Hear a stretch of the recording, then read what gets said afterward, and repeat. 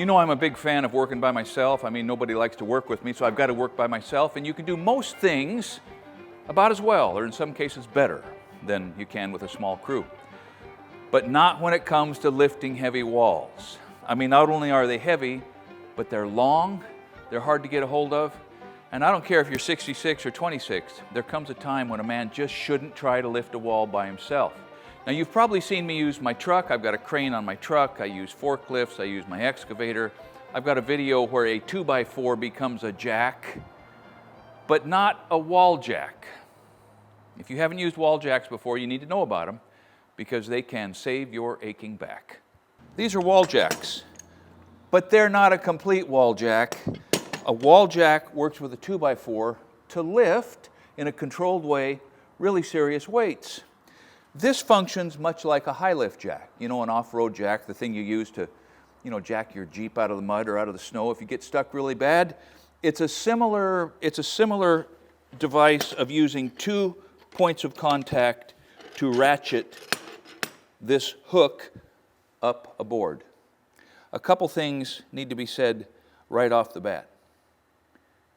They're safe, but they're not all that safe. And your company or your OSHA inspector or somebody in your neighborhood might object.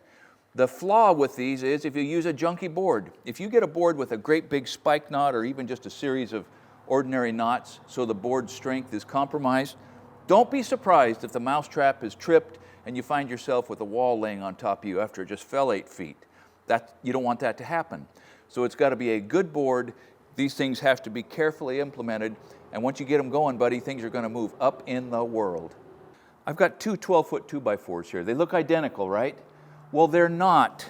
This one is the way it came off the shelf.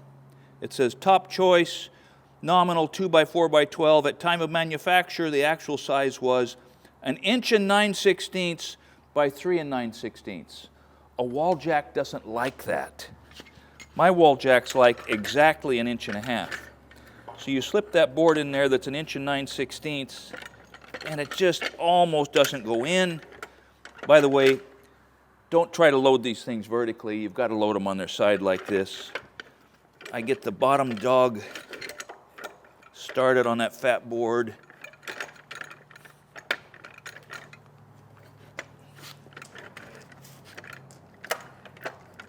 See, it just doesn't want to go.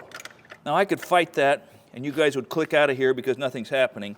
But let me show you how much better it works on a board that's been planed down to 1.5 inches.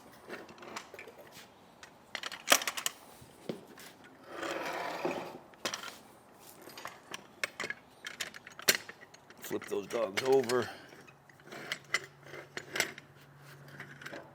1.5 inches goes right in. Goes right in. And then you got to rock everything around so these things are coming up behind that roller. Now we're loaded. So at this point, your jack is ready to go. You raise it up. And can you see how that is similar to this? They're a very similar kind of a thing. This one has to be, here we go. See that? Those 2 different pins engage and it comes right up. Same story. That's why I like a gravel floor. With a wall jack. Once it's on that 1.5 inch board, see how it uses friction?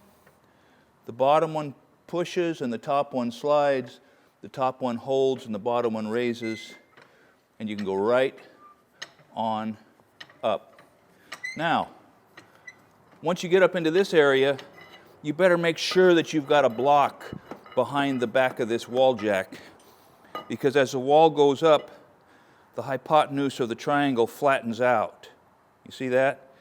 And so you get a sliding moment down on the floor. That's why these things are not that good on a slab, because you have to drill and block behind the heel of that or it's going to slide out and somebody's going to get hurt.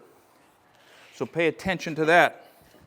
Now the other thing is, as this thing goes up in the air,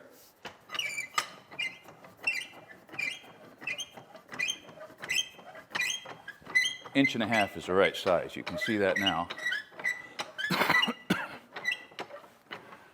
Right in here, you begin to realize that that wall is pulling you out into harm's way. And you can continue to raise it, but somewhere right in here, you actually, let me jump down in the gravel here. Somewhere right in here, you actually start to get underneath. I mean, you're standing underneath the line, right? You're underneath the load. That's a problem. Now you can get a ladder and stand it up, so if the wall falls, it'll push your ladder out. I've rigged up a hack that works kind of. All this is to be done with great care.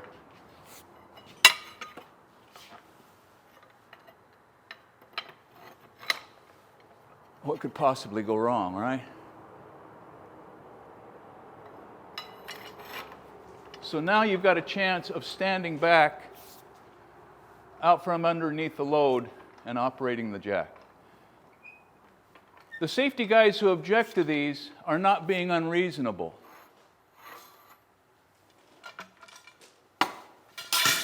But sometimes sketchy is the way to go.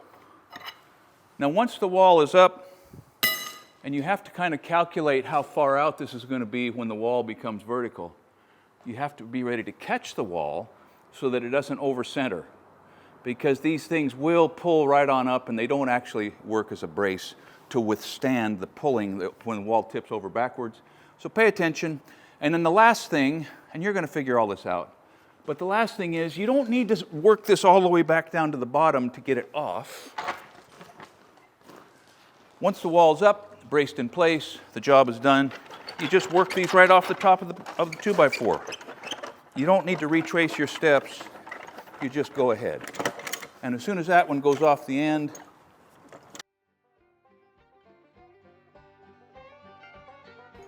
oh, that was easy. Anyway, there are other types with ratchets and cables and pulleys and nicely manufactured hold downs. They're better, but they're more expensive. You can carry one of these or two of these in your toolbox. You can use it for pushing beams straight up. There's a lot of things you can do. But if you don't understand mechanical advantage, and if you don't understand how to keep yourself alive in a pinch, you might think twice. Thanks for watching Essential Craftsman, and keep up the good work.